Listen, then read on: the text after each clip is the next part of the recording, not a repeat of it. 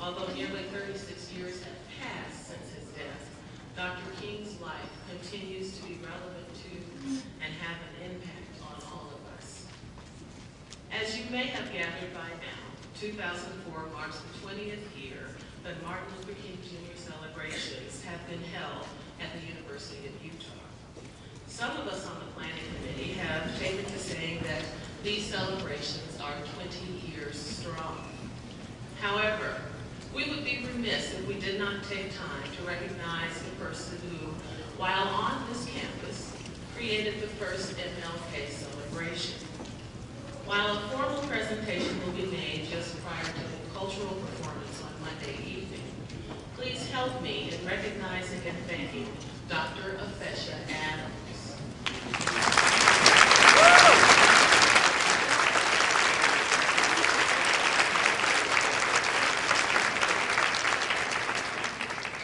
As the Vice President for Diversity in 1984, it was her vision that began these activities, and we owe Dr. Adams a debt of gratitude. Throughout the years, the university has scheduled informative keynote presentations, KUBD broadcasts, panel discussions, and cultural events in conjunction with this celebration. Because we are in the 20th year, the committee thought it important to add to these offerings. One of these additions is directly behind you. The Human Rights Experience at the U, 1850 to 2004, is an exhibit coordinated by the student members of our committee. This exhibit truly embodies this year's theme, looking back, moving forward, in that it chronicles the struggle for equality on our campus for more than 150 years. As you visit the exhibit, you will be amazed, you will smile, you may feel sadness. One of the things that I hope that you take away from the exhibit is this history of activism on this campus. Before 1900, Washington spoke here. The exhibit contains a letter from Paul Robeson to the editor of the student newspaper complaining about inaccuracies in an article about an interview of him after an appearance on campus. Even the man we honor today, Martin Luther King Jr., visited the University of Utah campus. Both Chris Cannon and Sarah Hogan, students at the U, are to be commended for their hard work and the many hours they donated to bring about this important and informative exhibit.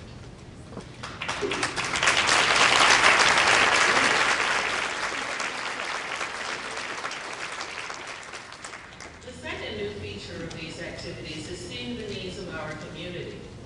Thanks to a partnership with the Moran Eye Center and KUER, 2004 marks the beginning of an annual fundraiser for eyeglasses and lenses to benefit the Indian Walk-In Center in Salt Lake City. Glaucoma screenings and visual acuity tests were provided at the Indian Walk-In Center on Monday through Wednesday of this week. Gently worn glasses and cash donations will be accepted for this program through the end of the month. You have in your possession a program listing information about all of the events planned for the 2004 celebration. The back of your program lists sponsors for the week's events and the names of the University of Utah Martin Luther King Celebration Committee. Our membership includes a unique mix of community and university representatives, as well as representatives from local school districts.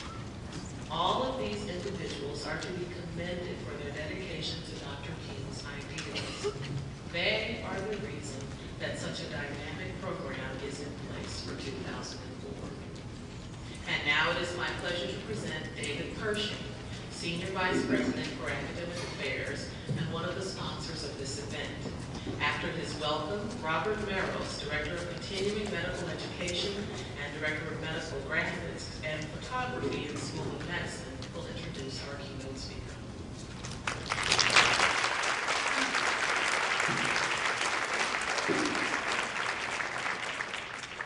Thank you, Karen. I'm very happy to be here this morning to welcome all of you on behalf of the administration and faculty at the University of Utah to our 20th annual Martin Luther King Jr. celebration. We're also very pleased to have Reverend Wright joining us today for what I believe will be an inspirational talk. And finally, I would just put in a plug for what's going to happen on Monday evening in Kingsbury Hall. We're going to have some beautiful music as part of the celebration as well, by the group called the Dawley. The theme of this year's celebration is looking back, moving forward. I think it's a fitting since we're marking the 20th anniversary of our Martin Luther King celebrations here on the University of Utah campus. We have made significant progress since that first celebration, and we owe that to many of the people, some in this audience, who have worked on the celebrations all through those 20 years. But I hope also that we will feel a sense of the importance of continuing this as we move forward. It's up to us to consider the life and work of Dr. King and to act on his words. This is not just the job of the Martin Luther King Committee, of Karen Dace's office, or even the job of Reverend Wright. It's up to all of us, every one of us. I think we would all say that we should speak up when we see issues with underrepresentation, that we're committed to diversity, we're committed to improving access to higher education, and we all believe, hopefully, in civil rights. But do we act on these? Do we actually do anything about what we believe? Or do we depend on someone else to carry the ball for us, to make those things happen? There are plenty of us, I fear myself included sometimes, who are ready to say, I'm just too busy. I can't do that right now. But in fact, we need to be willing to do as Dr. Martin Luther King advised, and take direct action. He said lukewarm acceptance is actually much more bewildering than outright rejection. Some 20 years ago, several people on this campus did do something because they saw the need. They took the responsibility themselves. They decided that we should actively remember Dr. Martin Luther King. And 20 years later, today that legacy is still strong. Our prior president, who is currently vacationing in the Florida sunshine, made support for diversity a hallmark of his administration. But make no mistake about that. Commitment to diversity did not depart with Bernie and Chris and the horses. It's just as strong today as it was when he was here. President Betts and I believe just as he did, and will push this ahead with equal fervor. We're about to release, in the next week or two, a draft of a strategic plan. It's the result of 6 months of work with some of the people in the administration, myself, and faculty and students. And what I can tell you about that plan is that one of the core values that you'll be seeing is support for diversity. It continues to be very important to all of us. The work of Martin Luther King cannot be done in a day or even a week. It must be done week in and week out, throughout the whole year by each one of us. It happens when we're willing to speak up in a discussion in class, when we're willing to challenge an ineffective or unfair policy, or when we're willing to raise money for students. It happens when we vote and when we write to our legislators. But it also happens when we realize that if we don't do it, it will not happen. One of my favorite quotes from Dr. King is actually from his letter from the Birmingham jail, where he wrote, "Human progress never rolls on the wheels of inevitability. It comes through tireless efforts of people like all of us." I hope that this week's celebration is the spark that will ignite your interest for individual action. I hope that as you look back, you will also find ways to look forward and to think about what you can do to help this most important priority. So on behalf of the University of Utah, finally I wish you a great celebration. Thank you.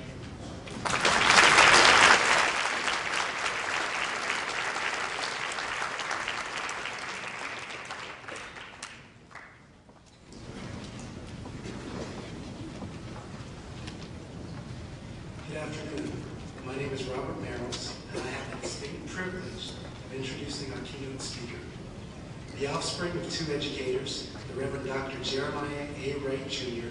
is the senior pastor of the Trinity Church of Christ in Chicago, Illinois. Reverend Wright has had 4 books published, he's earned 4 academic degrees, and reads 5 languages. He is both a historian and a history maker. He is also an accomplished musician. Let me let you in on a little secret. He's been invited by Wynton Marsalis to perform with him personally.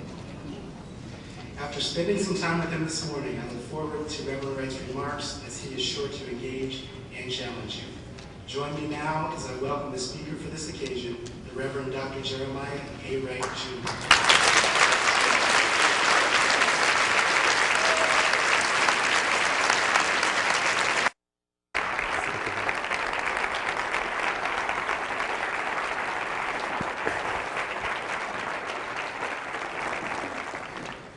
To President Betts, David Pershing,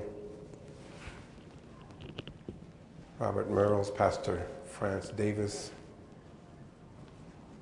and to Dr. Karen Dace, to other clergy who are present, and to the members of the Holiday United Church of Christ. We're going to forgive Robert Merles for leaving out the word united.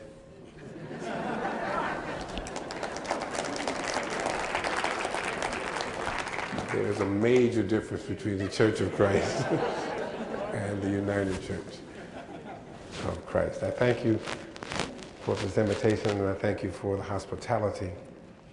In 1898, during a speech, and again in 1903 in print, Dr. W.E.B. Du Bois said that the problem of the 20th century was going to be the problem of the color line.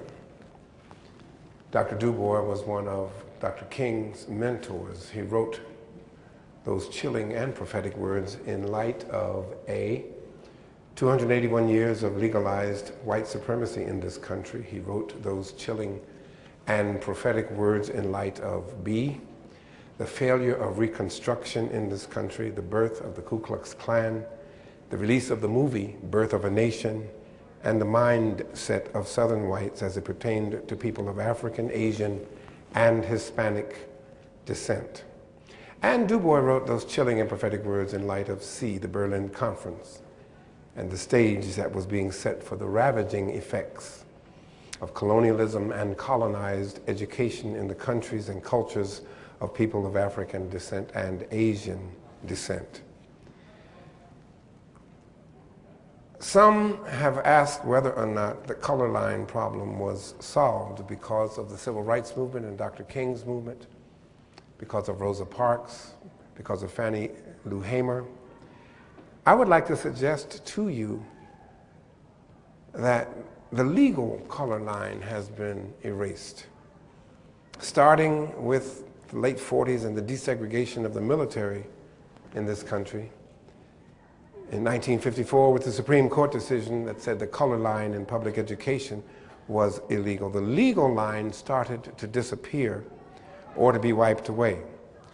In 1955, when Dr. King's Montgomery bus boycott started and the common practice of color line separation of the races in public accommodations was challenged, continuing on up through 1965 after demonstrations and white backlash, after sit-ins and kneel-ins, pray-ins, and after massive arrests, cattle prods, water hoses, German shepherds, freedom rides, and the murder of white and black persons trying to register black voters. After lynchings, castrations, and public and private intimidation, the legal color line in bus stations, train stations, on buses, trains, in restaurants and department stores, and all those places used by the American public, that legal line was rubbed out, wiped out, voted out, and blotted out with the blood of those who gave their lives to change the legal landscape in which they lived and in which their children and grandchildren would have to live. The social color line, however, the mental color line, the psychological color line, and the educational color line, those lines are drawn more boldly than ever with professionals with 2 and 3 degrees from accredited colleges and universities in our country having been what Carter G. Woodson called miseducated because of the color line. I lectured at one of the nation's most prestigious seminaries a few months ago. I'm smiling because of the way the lecture came about. My daughter Janet is my executive secretary, and she told me I only had one sermon to preach and then I would be on the plane coming home. So I went to this seminary with my sermon thinking I was going to preach in chapel. And the young man who dropped me off at the faculty housing said, "I'll be back for you in an hour for the lecture." Now, African Americans and European Americans use different terminology. I said, "You mean for the sermon?" He said, "No, I mean for the lecture. You are doing the lecture. The whole campus is going to be here. Harvard has been invited to come over. This is the Jonathan Swift Lecture Series. I have a Bible and a sermon with me." So in 45 minutes, what I did was summarize what scholarship has shown and what we've been working at with our seminarians across the last few years. And what I did was, for 2 hours, it was a 2-hour lecture with an hour question and answer, I shared in 2 hours the results of scholarship in 16 different disciplines that has had earth-shaking effects upon our perceptions of people of color. And when I finished my 2-hour lecture, not just the graduate students, but the professors, tenured professors, because of the color line in education, because of the racist assumption that one race is superior to all other races, and because of the racist assumption that being different means you are deficient, because of that, none of them had heard of any of the scholars, with the exception of James Cone and Clarice Martin, those in their field of theology and biblical studies, that I was calling off for 2 hours, showing how the paradigmatic shift had taken place over the past half a century when it comes to studying people of African descent. Now, those fields start with, to summarize, the position that you cannot understand African American reality without starting in Africa. And in those fields, the paradigm shift has taken place in history, in art, in anthropology and cultural anthropology, in ethics, theology, psychology, Hebrew Bible, New Testament, epistemology, philosophical theology. And we don't have time, because I don't have my 2 hours, to go through each of those disciplines, but I can give you an example. As an educator, what I want to do is give you an example in 4 different fields of how that paradigmatic shift in scholarship has played out in the field of education. Right across town at Brigham Young University, Janice Hale started this shift in terms of scholarship by the way she looked at the children and how they learn. Black children, their cognitive, cultural, and learning styles was her dissertation at Brigham Young, and then she published it, published 2 books since then. But what she was trying to show was that when comparing African American children and European American children, which educators had done for years, you keep comparing apples and rocks. But when you compare European American children and European children, their learning styles, African American children and African children, their learning styles, the findings are phenomenal. The entire educational system in this country is based upon the European American way of learning, which is left brain object oriented. From the time a child is in his or her crib or play it with objects hung over their head, they learn their colors and their shapes. Till the time that you can leave them with a book where they learn in silence an object, all the way through a Carol in the library working on a PhD in silence. They learn from an object. That is one way of learning. That is not the only way of learning, however. Janice Hale showed that African children and African American children are right brain, subject oriented. I can remember in 1954 when the schools were desegregated, how some of the white teachers were freaked out because the black kids kept getting in their space. They would climb all over them because they learned from a person. They come from an oral culture, and they want you to talk to them, not have them sit in silence and learn from an object. In the field of music, Dr. Elkin Sitole, a South African ethnomusicologist, shows the same paradigm shift in terms of understanding African music and African American music. Let me hear nobody black clap. Keep your hands in your lap. I want everyone who is not black to clap to this song. Glory, glory, hallelujah. See, he almost got confused. Why? Because he started to do what we are taught in music. The dominant beat in 2/4 and 4/4 time is on 1 and 3. 1, 2, and 1, 2, 3. And when I say glory, he said, glory, glory. How Africans clap on 2 and 4, not on 1 and 3. Glory, glory. And that's not taught in music. That's passed down, as Chuck Long says, in your DNA. In 6/8 time, the dominant beat is on 1 and 4. 1, 2, 3, 4, 5, 6. 1, 2, 3. Blacks clap on 2, 3, and 5, and 6. Blessed assurance, Jesus is. That's an African way of clapping. African rhythms are taught, not in public schools because we learn European music in school. But Elkin Sitole was so ingenious in his research that as an ethnomusicologist, he could date, D-A-T-E, the spirituals, trying to show that what's different does not mean it's deficient. He could date whether or not Africans had had any contact with Europeans. Why? Because African music, West African and South African, is pentatonic, 5 tones only. Do, re, mi, sol, la, do, re, mi, sol, la, do, re, mi, sol, la. No fa, no ti, no half steps. That's diatonic. So when you hear Deep River, it only uses 5 notes. For the whole song, that's all it will use, those 5 notes. The same with Nobody Knows the Trouble I've Seen, it also uses 5 notes. And Elkin could show if there had been cultural contact and European influence, whenever any spiritual cropped up with a diatonic note in it, there he could date for you that spiritual.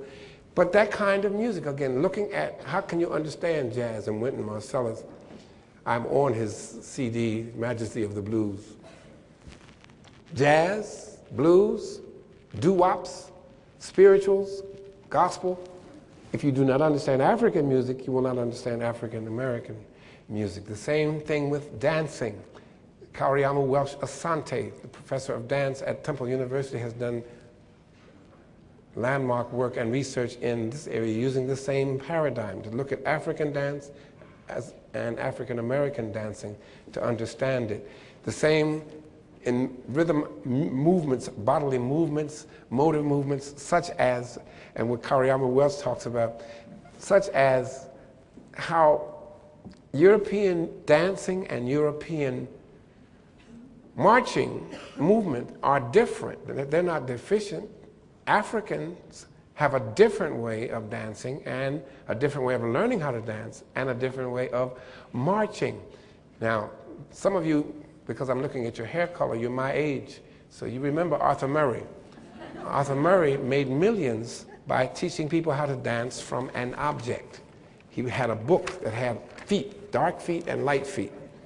The dark feet was the beat, the light feet were off the beat, and you could learn how to do the minuet by just following the feet pattern. Dun, dun, dun, dun, dun, dun, dun, dun, dun. Now, same thing with cha-cha. Da, da, da, da, da, da, da, da, da, da, cha-cha-cha. Da, da, da, da, da, da, da. Now, that's one way of learning and teaching dancing. But you can't put what Africans do in the book. Doesn't go in the book. It's different. Same with dancing. Now, I haven't seen the University of Utah band, but do you have a football team here? At halftime, watch the band. At halftime, watch the band.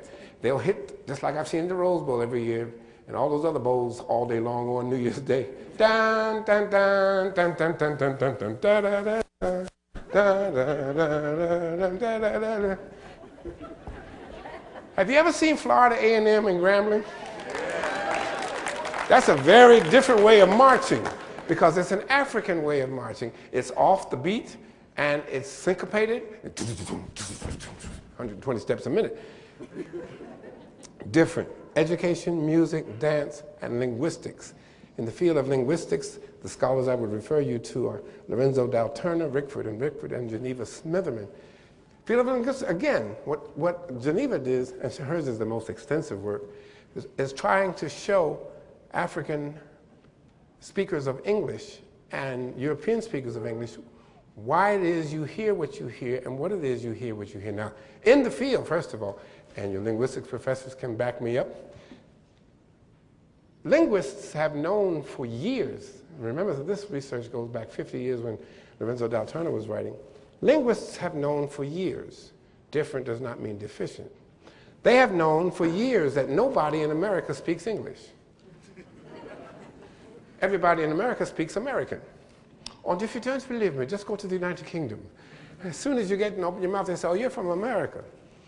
Because a few years ago, there was quite a controversy. You do know what controversy is. That's the British pronunciation, the King's English of controversy. Quite a controversy over a word coined by Robert Williams back in the 1970s, 1973 as a matter of fact, where he took one of the 5 subsets, that every language has 5 different subsets: pragmatics, semantics, phonics, grammar, and syntax. Every language on the face of the earth. He took phonics and put the word ebony with it to try to help people understand in the 70s, 1970s, what they were hearing. What linguists have said across the years, that African speakers of English, African speakers of Spanish, African speakers of French in the New World have all 5 subsets. They have created a language. It is not a dialect. But what happened was, nobody would tell a white kid, you speak bad English. Just a black kid. Some of you my age remember John Kennedy standing out in front of the Capitol saying, "Ask not what your country can do for you, ask rather what you can do for your country." How do you spell ask?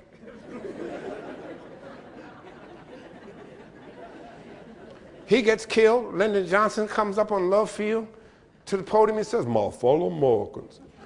How do you spell fellow? American.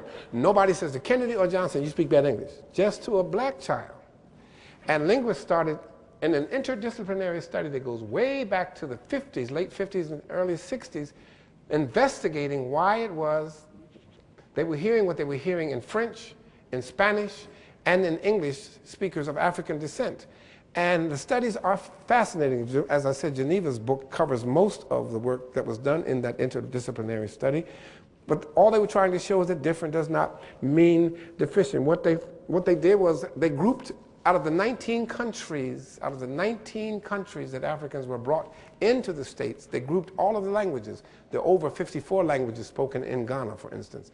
And in grouping those languages together, Ewe, Twi, Fanti, Ga, Yoruba, Ibu, Ibibiyu, they found out that there are no affricatives, there are no hard endings on any of their words. Those are Germanic, Indo-European sounds. You don't have words like that in West African languages.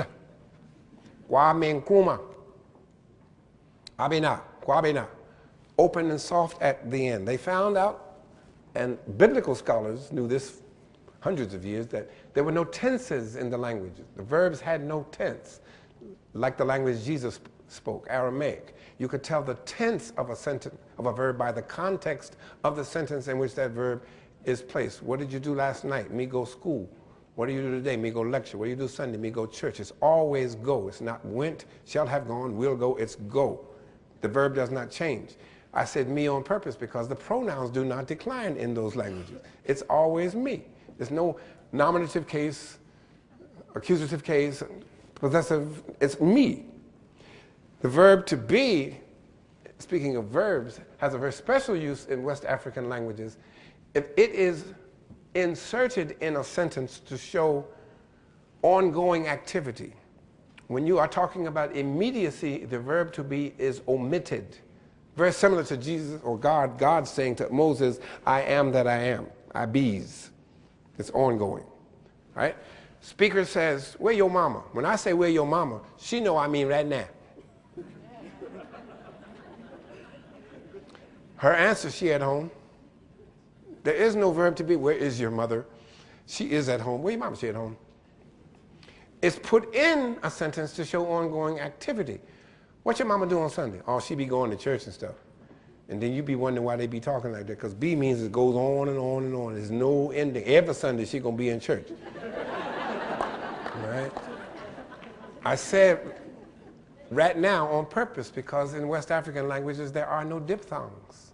None whatsoever. If you want to sound like the I in my name, W-R-I, that's two sounds, I-E. I-E. You have to put an A and an I together. The vowels, just as the vowels are in Romance languages, are always I-A-E-O-U. I-A-E-O. So you want an I-E sound, you put an A and an I, I-E. No diphthongs. So when you hear little kids jumping double dutch and going 1, 2, 3, 4, 5, 6, 7, 8, 9, it's not bad English. It's transmitted. And we're coming to the second discipline. No consonantal clusters. No consonantal clusters in West African languages. There is no SK sound. I want to ask you a question. I was just playing. No ST sound. I was just playing. No NG sound. Where are you going? Where you going? LDR, you got three consonants together. LDR, my God. CHILDREN, them churn. The churn. I know children. TH, by speakers of African languages. And you've heard this. How many of you have been to the Caribbean? Any Caribbean people here, by the way? Jamaica? Where are you from, Jack? Puerto Rico. You ever heard the people from Jamaica say T? Like, I want to ask you something. They say the same thing in Africa. TH is T sound. And when African Americans hear the T sound, like the brothers say, I want to ask you something, we laugh at them. Why? Because every African American knows the word is something.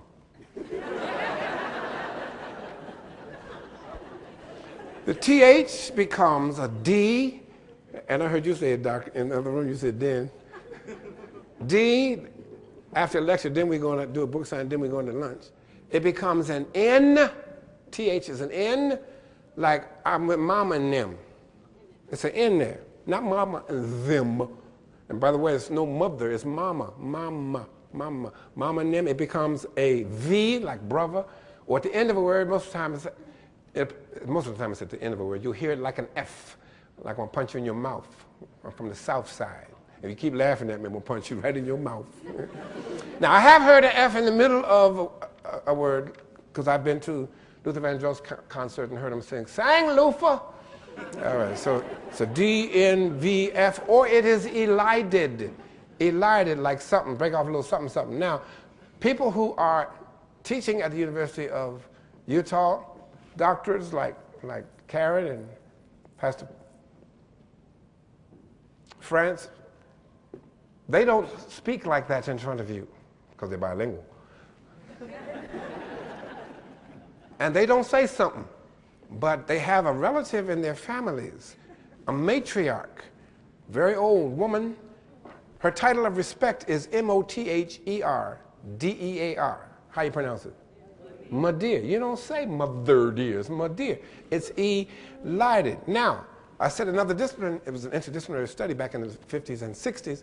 Early childhood, any early childhood educators here? Students, you don't have to raise your hand, let the professors raise their hand. Your speech patterns, they will tell you, are fixed for life by the time you're 3. It's too late.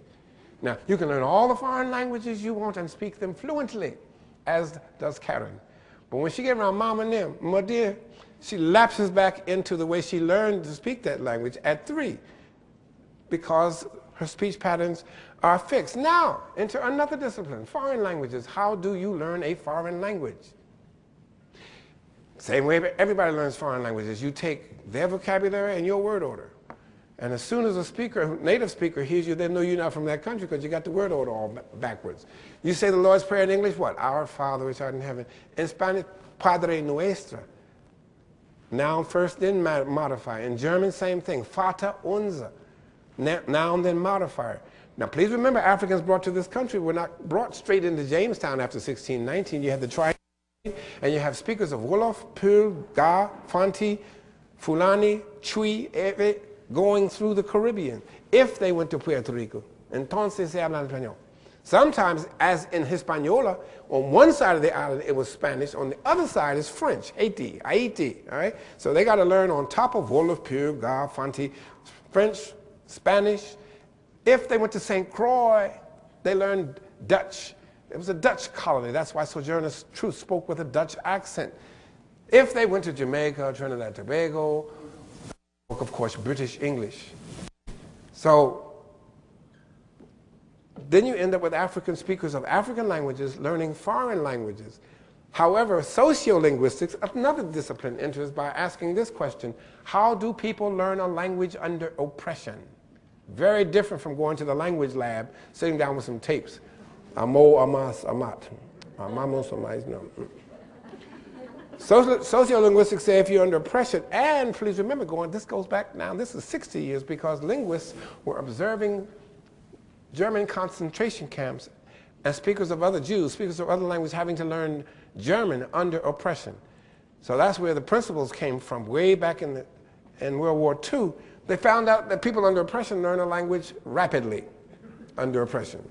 Then they also found out, in terms of what's called sometimes creolization, that people under oppression automatically will come up with a code language. They create on purpose a code language where they can communicate with each other right in front of the oppressor, and the oppressor will not have a clue as to what they're talking about. Those of you who've been to Jamaica, been to Nassau, will be talking fine with your guide, and all of a sudden he'll lapse into that patois, and you don't know what they're talking about. They're doing it on purpose. They don't want you to know what they are talking about. There are code languages also, code words and in the code language used by speakers of English in the African American context. Because this is not a sermon, I can share one with you, which is the most widely used code word I've ever heard among African Americans from Maine to Miami, from Seattle to San Diego. Some of you probably have heard it also. It is the first person pronoun, feminine pronoun in the nominative case. What is that word? Nominative case. Subject of the verb, Feminine. Not Carol, but what? I hear somebody singing. She, S-H-E. It's simple, S-H-E. But it's also a code word used by African Americans from Miami to Maine, San Diego to Seattle.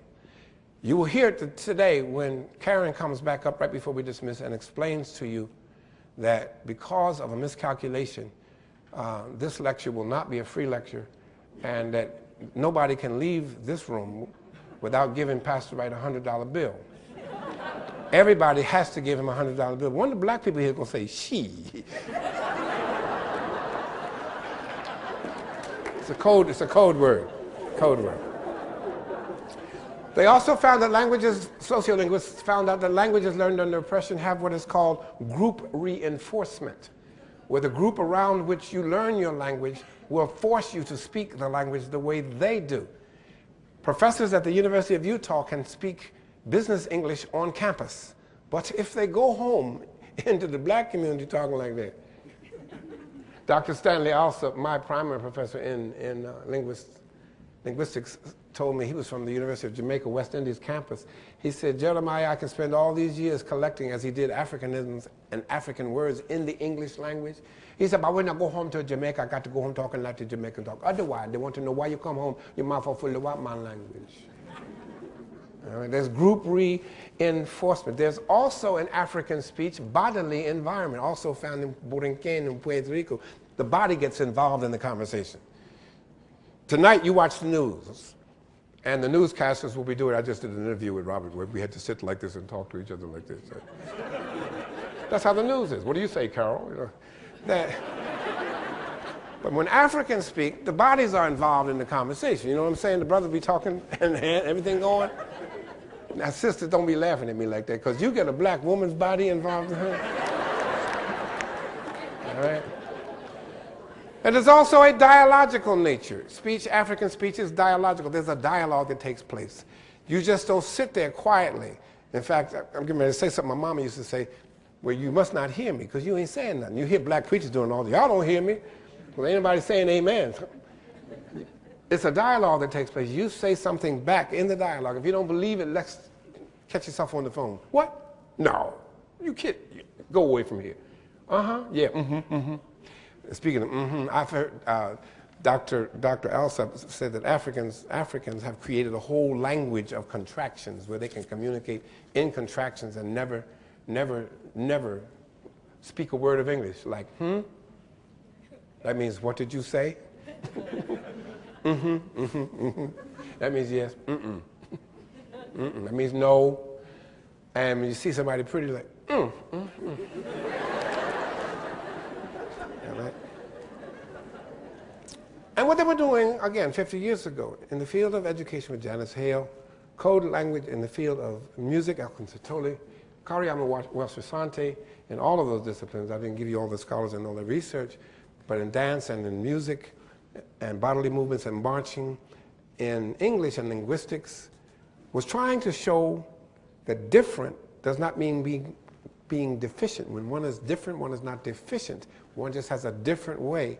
And learning each other's differences and celebrating those differences, as your diversity program does, is the goal and the object. 50 years that's been around. Dr. King preached that message 40 years ago, that different does not mean deficient. And nobody heard him. I have a daughter who is the same age that Dr. King was when he was murdered. She's 39 years of age. And I've talked with her about Dr. King, the King that she never got to hear. For 36 years, she has heard tapes of his sermons, carefully edited clips of his radically different analysis of the sickness that is killing our nation. But his managers, his handlers, and some would even say his public image manipulators don't let you hear some of his messages, like different does not mean deficient. And they've made sure that my daughter never got to hear him, the real King, the total King, the King much more thought-provoking than the I Have a Dream King, who has been frozen in time by those who also either didn't hear him or don't want to hear him. And I have talked to my daughter about this great man, and talking to her, something has become painfully clear to me about my conversations with her and now with my grandchildren. They didn't get to hear him. They didn't hear him. And I don't mean they didn't hear his words, but like my mama said, you must not hear me. You didn't hear me. They didn't get to hear him. Dr. King is lifted up each year as the preacher who dreamed of an America where his children will be judged by the content of their character and not by the color of their skins. When he said, King, later on, that that dream had turned into a nightmare and that he realized that his hopes for his children would never happen in his day, nobody heard him. 1 year to the day before he was murdered on April the 4th, 1967, Dr. King, who preached different does not mean deficient, and we have to learn how to live together as brothers and sisters. Dr. King preached a sermon on April 4th, 1967 that was far more important than the sermon he preached at the March on Washington, and nobody heard him. Oh, now, they heard his words, yes. And his words angered a lot of people, black and white people. But nobody seemed to hear him like my mama used the word when I was growing up. You must not hear me. At the Riverside Church in New York, United Church of Christ, April 4th, 1967, Dr. King's sermon publicly exposed the war in Vietnam for what it was: an illegal war, an unjust war, and an immoral war, and nobody heard him. A war based, he said, on lies, like a war some of us are familiar with, and nobody heard him. A war based on greed and the incestuous marriage between militarism and big business, where few make millions off the deaths of hundreds of thousands. Sounds like a war some of us are familiar with, and nobody heard him. King said, humankind must put an end to war, or war will put an end to humankind. It is no longer a choice between violence and nonviolence. The choice now is between nonviolence and non-existence. And nobody heard him. King said in '67 that the president lied. Does that sound familiar? The Gulf of Tonkin resolution. Now, his words made a lot of people P.O. Those of you who are not members of the United Church of Christ, P.O. means put off. His words put people off. But they didn't hear him. In addition to the politicians, the elected officials, and the defenders of the lie that bamboozled the country, in addition to them being angry with King, this upstart Baptist preacher who dared to go against popular public opinion, the so-called irrefutable proof that led to the Gulf of Tonkin resolution, a prophetic preview, I say, of the proof presented by Colin Powell to the United Nations, who didn't buy it any more than W's own CIA bought it, or O'Neill, or the investigators. In addition to the white establishment who turned against King, viciously turned against him, all of the recognized Negro leaders turned against King also in 1967. They just didn't hear him in my mother's sense of the word. Billy Graham supported the president, and he was a preacher. What in the world was wrong with this Martin King? Had the Nobel Peace Prize gone to his head? Roy Wilkins, the head of the NAACP, turned against Martin Luther King. He didn't hear him. The head of the Urban League turned against Martin Luther King. He didn't hear him. Even Jackie Robinson turned against Martin Luther King. He didn't hear him. It was the common consensus among the colored assimilationists that King had overstepped his bounds. First of all, he should have stuck to preaching the gospel. After all, he was a preacher.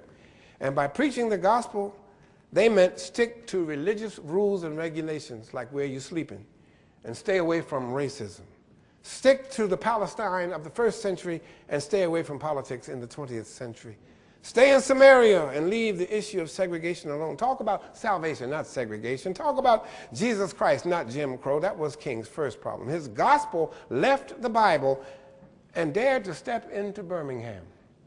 But then King had gone too far, much too far, when he came out against the war. It was bad enough when he preached about reality in America as it pertained to race. Now he had dared to presume that the will of God had something to do with the ways of government. He had overstepped his bounds. He didn't know foreign policy. They did. He didn't know the nuances of the international intelligence community. They did. He didn't know the financial implications of the war in Southeast Asia. They did. He didn't know jack about the military-industrial complex. They did. He had overstepped his bounds. He was way out of his league. Vietnam had nothing to do with Montgomery or Selma, Alabama, and he needed to stay in his league. They didn't hear what he was saying. Nobody heard him. He preached different does not mean deficient. Nobody heard him.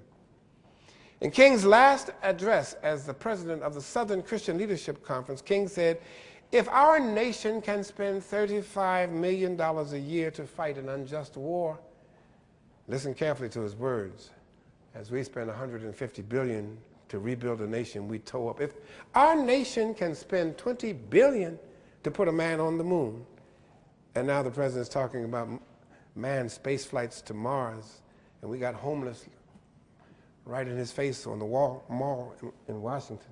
King said, if our nation can spend $35 million a year to fight an unjust war and $20 billion to put a man on the moon, then our nation can spend billions to put God's children on their own 2 feet right here on earth. And nobody heard him. At the Massey lectures just before he was murdered, Dr. King said, "Mammoth productive facilities with computer minds," and this was in 1968. "Cities that engulf the landscape and pierce the clouds. Planes that almost outrace time. These are awesome, but they cannot be spiritually inspiring. Nothing in our glittering technology," said King, "can raise human beings to new heights because material growth has been made an end in and of itself. And in the absence of moral purpose, human beings become smaller, with the works of human beings becoming bigger." King said that and nobody heard him. After coming out against the war in Vietnam in April of 1967, in the fall of '67, King said, "And so I was increasingly compelled to see the war not only as moral outrage, I was compelled to see the war as the enemy of the poor." And nobody heard him. In that historic sermon at Riverside Church 1 year before he was shot down, he said, "We can no longer afford to worship the God of hate or bow before the altar of retaliation," and nobody heard him. In that same sermon, which my daughter did not get to hear as she grew up, every year when they would play "I Have a Dream" or play Stevie Wonder singing "Happy Birthday to You," in that same sermon, my daughter didn't get to hear, my grandchildren didn't get to hear, Dr. King said we must rapidly begin to shift from a thing-oriented society to a person-oriented society, because the persons are different. They are not deficient. We must stop looking down upon others and thinking we are superior to others. King said that and nobody heard him. Now this was before CDs and DVDs, Walkmans and laptops, cell phones, pagers, PDAs, Palm Pilots, Blackberries, Game Boys, and car phones, a thing-oriented society. In that same sermon, Dr. King said, when machines and computers, profit motives and property rights are considered more important than people, this is 36 years before Microsoft, Enron, Halliburton, or .com. When machines and computers, profit motives and property rights are considered more important than people, this is 36 years before the pharmaceutical companies waged war on the elderly, the indigent, and HIV/AIDS patients. Why is it that the poor, I was asking Robert, can't get the antiretroviral drugs cheaper like they do in South Africa, or free as in Brazil? Because of the profit motive. Why are cities and states now looking to Canada to get drugs and prescriptions? Because of the profit motive. When, King says, marchers, machines, and computers, profit motives, and property rights are considered more important than people, the giant triplets of racism, materialism, and militarism are incapable of being conquered. Dr. King preached that sermon in 1967, and nobody heard him. Well, like the Verizon Wireless commercials are asking, today all I want to ask you as I leave here is, can you hear him now? After Vietnam, can you hear him now? After Desert Storm, can you hear him now? After Allende, Noriega, the Ayatollah Khomeini, Saddam Hussein, and Osama, all of whom were on our payrolls, can you hear him now? After Rwanda, Sudan, Kosovo, and Serbia, can you hear him now? After Afghanistan and Iraq, can you hear him now? After a preemptive strike on a country with no army, but as Wolfowitz said, a country that was swimming in oil, can you hear him now? After Jasper, Texas, Amadou Diallo and Abner Louima, after Strom Thurmond, Trent Lott, and Rush Limbaugh, can you hear him now? After lies about a semen stain on a dress cost us millions for a failed impeachment, and lies about weapons of mass destruction don't even get a subpoena, can you hear him now? On Dr. King's 75th birthday, can you hear him any better than you heard him on his 39th birthday? I hope to God you can hear him, so we can begin to live together as brothers and sisters before we all perish together as fanatical fools. God bless you.